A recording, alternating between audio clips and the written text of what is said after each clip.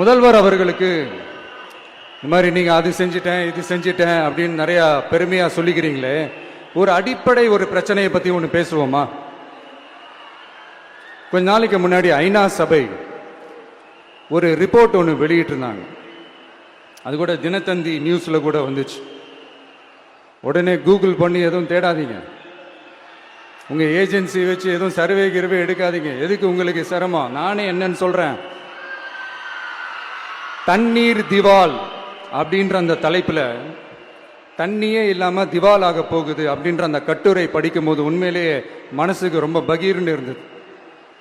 இந்தியாவிலேயே அது முக்கியமாக நம்ம தமிழ்நாட்டில் இன்னும் கொஞ்ச காலத்திலேயே தண்ணியே இல்லாமல் திவாலாக போகுதான்.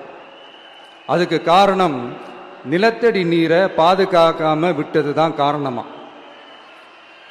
மண்ணையும் மணலையும் கொள்ளையடிச்சா பின்ன வேற என்ன நடக்கும்?